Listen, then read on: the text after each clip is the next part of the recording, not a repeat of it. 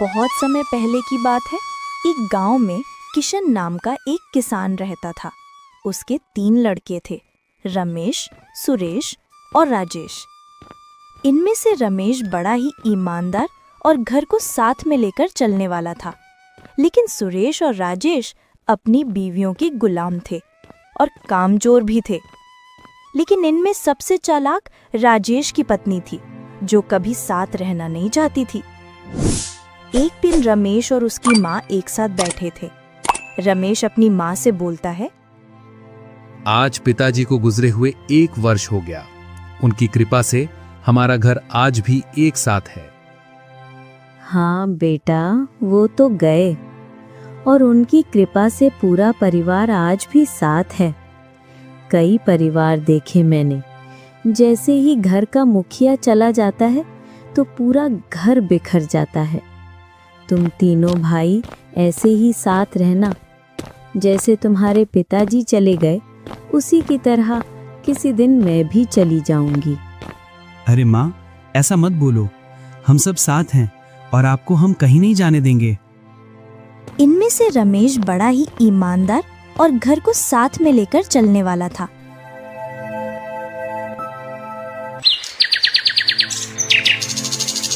एक दिन राजेश की पत्नी राजेश से बोलती है, पूरा काम हम करें, फसल हम निकालें, फसल में पानी हम दें और रुपए बड़े भैया रखें और उस तिजोरी की चाबी बड़ी भाभी रखें।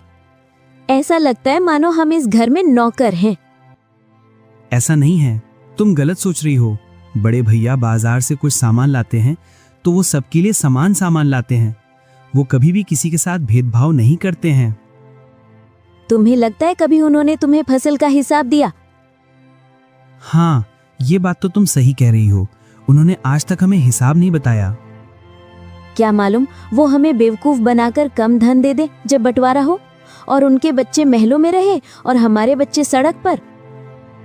हाँ, तुम सही बोलती हो। कल ही मैं पूरी फसल का हिसाब करवाऊंगा। दोनों सो जाते हैं।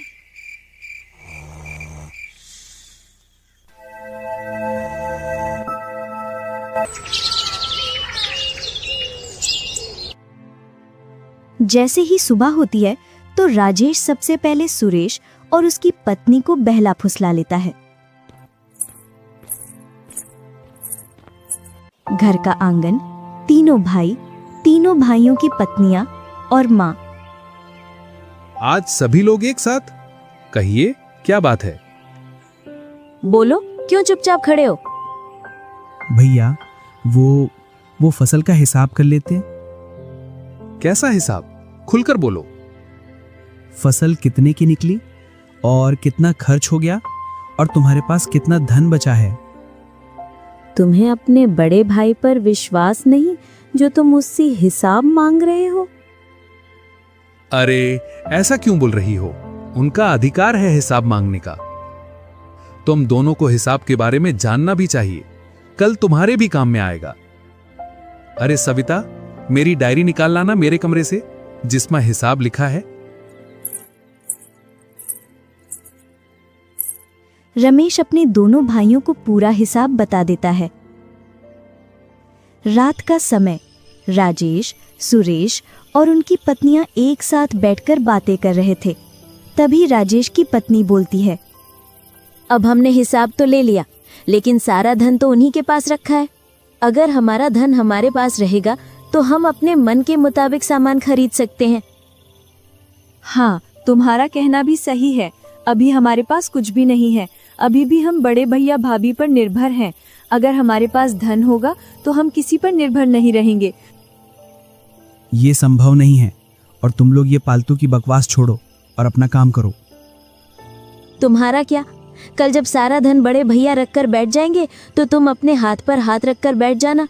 ना तो तुम्हें हमारी फिक्र है और ना ही बच्चों की। कैसी बातें कर रही हो? बड़े भैया को खेती के बारे में जितनी जानकारी है उतनी हम दोनों को नहीं है। ये बोलो ना, तुम्हें काम नहीं करना और अपने बड़े भैया के खिलाफ भी नहीं जाना। ऐसा नहीं है, मानो मेरी बात को। उस रात चारों की सलाह बनती है। हम बड़े भैया से अलग होकर अपना अपना काम करेंगे और अपने लिए धन इकट्ठा करेंगे।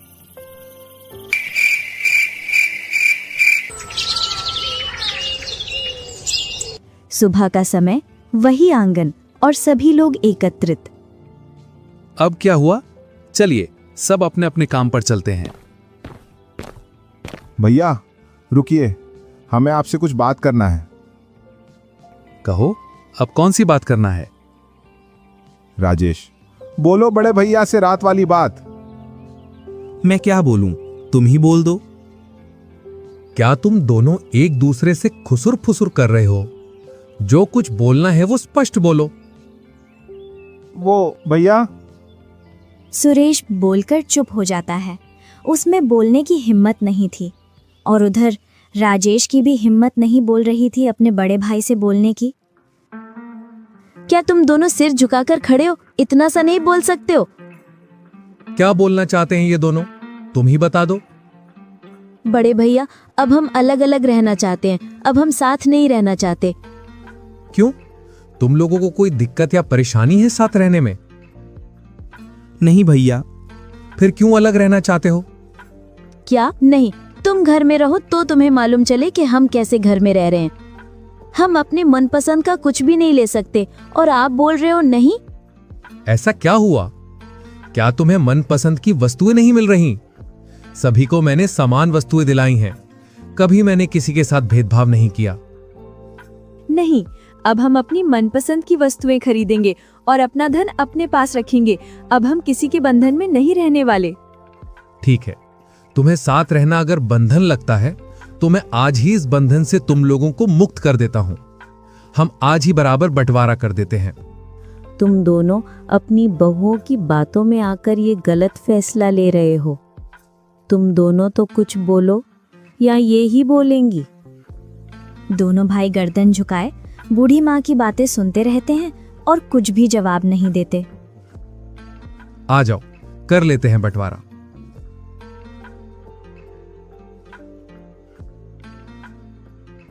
रमेश तीनों भाइयों में बराबर धन बांट लेता है, और तीनों भाई एक एक घर रख लेते हैं और बराबर जमीन बांट लेते हैं। लो भाई, हो गया बंटवारा। अब तो खुश हो? अब अपनी इच्छा के अनुसार काम करना। हमारा साथ यहीं तक था। चलो मां, रहने दो इन्हें इसी घर में। रमेश, उसकी पत्नी और माँ दूसरे घर में चले जाते हैं। उधर राजेश और सुरेश की पत्नी, अब तो हमारे पास बहुत सारा धन है, हम जो चाहें वो खरीद सकते हैं। हाँ, अब तो हमारे पास धन ही धन है। और राजेश अफसोस में बैठा था और सोच रहा था, कल से पूरा घर संभालना है और खेती बाड़ी भी।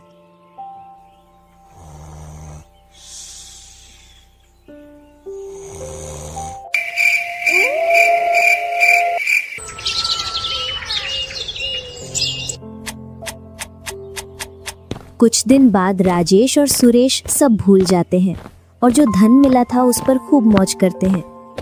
कभी राजेश की पत्नी नए नए हार लाती, तो कभी सुरेश की पत्नी नई नई साड़ियाँ। ऐसे ऐसे 6 महीने गुजर जाते हैं और चारों ने खेतों की तरफ मुड़कर भी नहीं देखा। इधर रमेश अपने खेतों पर पूरी निगरानी रखता है और उसकी फसल खूब लहरा रही थी। उधर राजेश और सुरेश के खेत खाली पड़े थे। रमेश अपनी माँ से बोलता है, दोनों को अपने भविष्य की कोई फिक्र नहीं है। जो धन मिला था उसको उड़ा रहे हैं। अभी तक खेतों की तरफ मुड़कर भी नहीं देखा। और कुछ दिनों बाद इन्होंने गांव वालों से कर्जा लेना शुरू कर दिया। नमस्कार मुखिया जी। बताओ कैसा आना हुआ? कुछ नहीं मुखिया जी, थोड़ा सा धन उधार चाहिए था, 3 महीने में लौटा देंगे। देखो भैये, बिना कागज के मैं किसी को धन नहीं देता। आपको अपनी जमीन के कागज देने पड़ेंगे, तभी मैं आपको उधारी पर धन दे पाऊंगा। मुखिया को वे अपनी जमीन के कागज देकर धन ले आते हैं और फिर से वही हाल। कर्जे की कोई फिक्र नहीं, मस्त खाना, बढ़िया से बढ़िया रहना और खूब घूमना, और चारों के बड़े शौक। इसी शौक में वे अपनी सारी जमीन और घर गिरवी रख चुके थे और जहां भी संभव हो वहां से कर्जा ले चुके थे। मैं क्या बोल रहा था, हमने खूब शौक पूरे कर लिए अपने, और हमने लगभग पूरे गांव से कर्जा ले लिया। अब भी समय है, अब हम कुछ काम कर लें जिससे कुछ फसल निकल आएगी। और अपने खर्चे के लिए कुछ फसल बेचकर धन मिल जाएगा। अरे भाई, काम तो नौकर लोग करते हैं, हम तो जमींदार हैं, हम तो राज करेंगे, राज। इतने में ही मुखिया आ जाता है। और भैये राजेश, अब तो हमारी उधारी का धन लौटा दो। अभी तो नहीं है मुखिया जी, अगली फसल पर लौटा देंगे। ना भैये, मुझे तो मेरा धन आज ही चाहिए, वो भी ब्याज समेत। बहुत हो गया तुम लोगों का अगली फसल अगली फसल। 3 महीने की बात थी, आज पूरा 1 वर्ष हो गया। अगर आज शाम तक मेरा धन मुझे नहीं मिला तो कल ये घर खाली कर देना। और हाँ, कल से तुम्हारी जमीन भी मैं ही जोतूंगा। तुम्हारे पास केवल आज शाम तक समय है भैये। इतना कहकर मुखिया वहां से चला जाता है। रमेश को इस बात का पता चल जाता है। कहाँ जा रहा है इतनी भारी दोपहर में इतना सारा धन लेकर? मैं मुखिया के घर जा रहा हूं, अपने घर और जमीन के कागज लेने के लिए। क्यों, उन नलायकों के लिए लूट रहा है? नहीं मां, मैं इतना मूर्ख नहीं हूं कि उनके लिए धन लुटाऊं, लेकिन उनको सबक सिखाना भी जरूरी है, जिससे वे अपने काम के प्रति वफादार बने। दोपहर का समय, गांव की पंचायत, जिसमें मुखिया, गांव का जमींदार और रमेश, राजेश और सुरेश तीनों भाई और कुछ गांव वाले। देखो पंचगणों, मुखिया से जितना भी कर्जा मेरे भाइयों ने लिया था, वो मैं पाई पाई चुकाने के लिए तैयार हूं, पर मेरी एक शर्त है। कैसी शर्त भैये?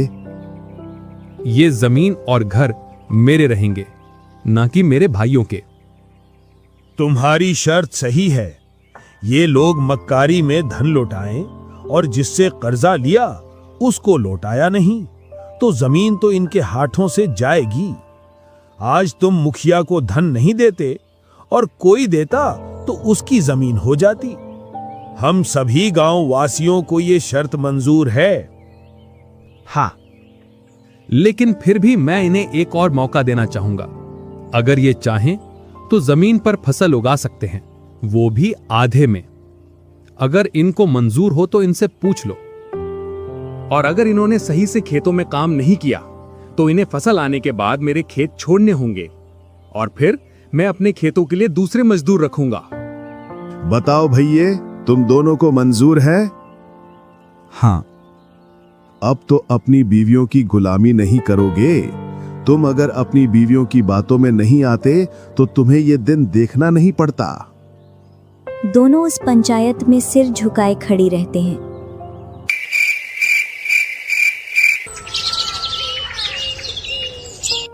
दूसरे दिन रमेश ने घरों में ताले लगवा दिए। भैया, हम कहाँ रहेंगे? राजभूख बहुत कर लिया तुम लोगों ने। तुम्हारे लिए खेतों पर आलीशान झोपड़ियां बनवाई हैं, उन्हीं में अपना राज्य का विस्तार करना। और हां, आज अगर तुम दोनों शाम तक एक खेत की खुदाई कर दी तो तुम्हें 1 महीने का राशन मिल जाएगा।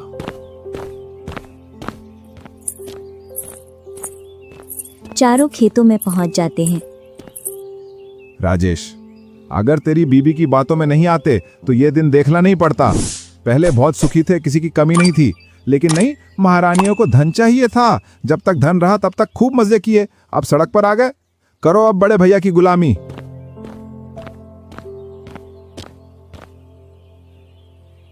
नहीं चाहिए मुझे, ऐसे दोपहर में मुझसे काम नहीं होता। महारानी, अब राज सिंहासन छिन चुका है, अब हम गुलाम हैं और शाम तक ये खेत तैयार करके देना है, नहीं तो खाने के लिए अनाज नहीं मिलेगा। वो देख तेरी देवरानी, उसका सारा मेकअप उतर गया, वो भी तो काम कर रही है। चल इधर और काम कर।